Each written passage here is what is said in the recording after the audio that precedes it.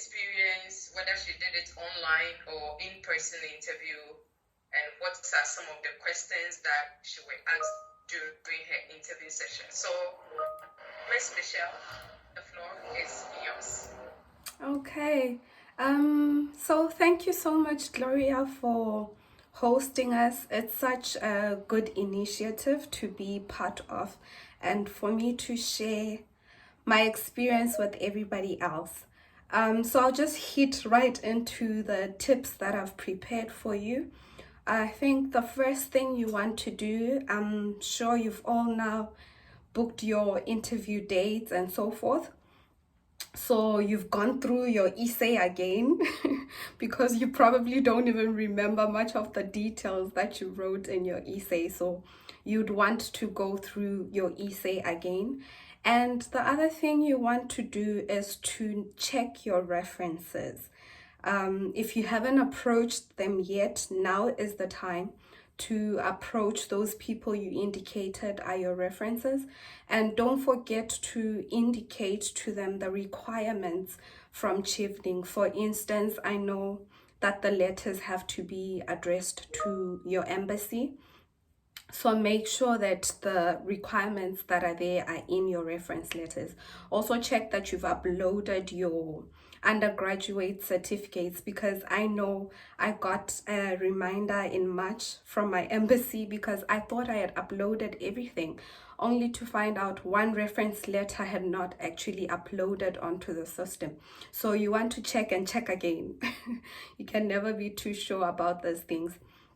And then the other tip I want to give you is to now start going through Chevening blogs on interview tips. If you haven't signed up for the Chevening newsletter, I think it's called the Alphagram, make sure you sign up for it, because in it you get to know more about what Chevening is doing, also what other embassies are doing in different countries. You want to start binge watching YouTube channels on interview tips, binge watch on mock interviews that are being given, because one thing about me, guys, I never did a mock interview. I know.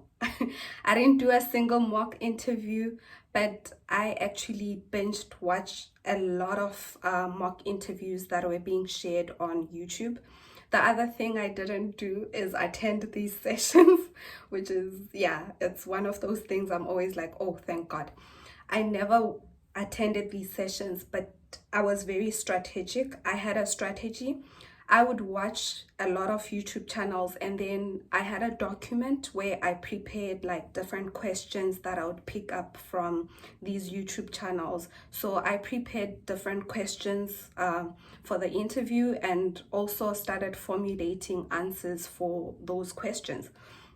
So some of the questions that I prepared for and that I got in the interview were questions like, what challenges have you encountered as a leader in your field? And you prepare only mostly 4 questions, like tell us about a time you were a leader. But then when the question comes like this, like what challenges did you encounter, it might catch you off guard. So make sure that you look into the challenges that you've encountered as a leader and how you've overcome those. And remember to answer still using your STAR approach, because then you won't be all over the place when you're giving an answer.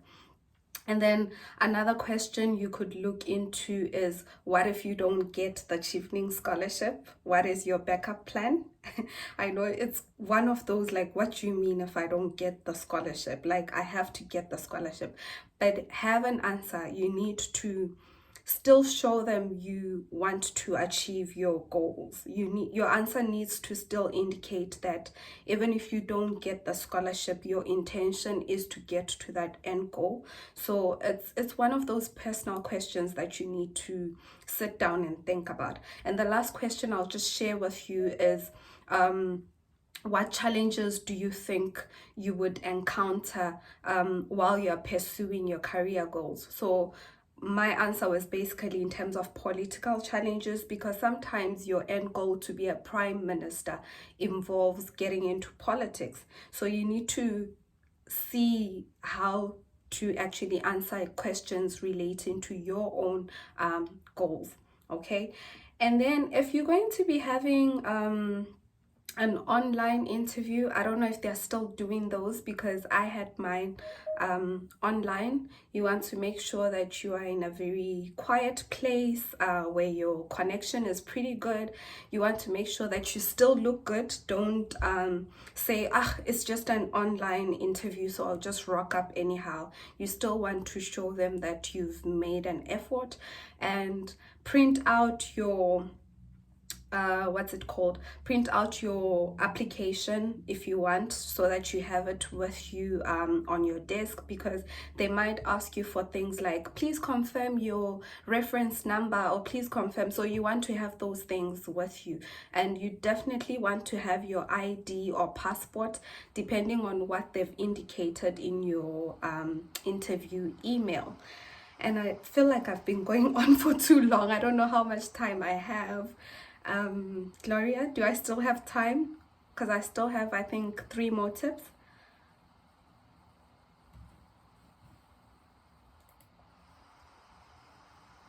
Okay, so it's 10-12 minutes. So if you have any other tips, okay, I'll just give you my 3 last tips so that I just don't keep rambling and rambling.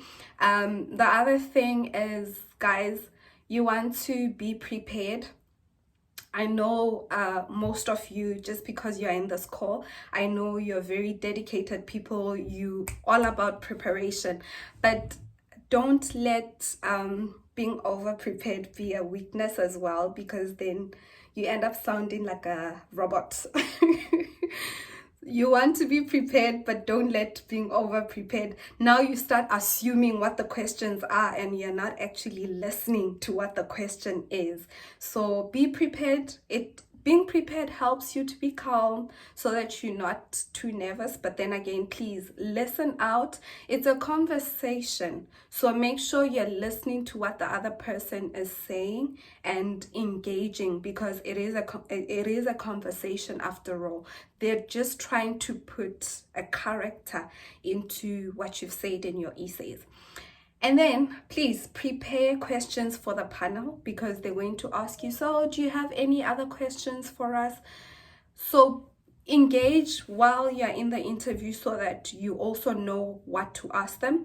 You can come with questions readily prepared, because what I did, I used to read the alphagram a lot and see what other countries are doing. So I asked them, this country is doing 1, 2, 3.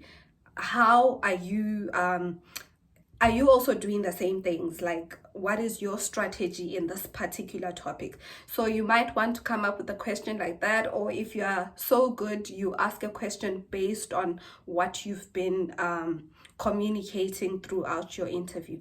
And the last tip I'm going to give you, I'm sure you'll be aware that you'll be in the 40th cohort, which is quite a celebration for Chevening. So in your answers, you want to show okay? So if they ask you, tell us what you're going to be doing with your other scholars if you're selected. So you should say, oh yes, I'll be in the 40th cohort. I look forward to celebrating with Chevening.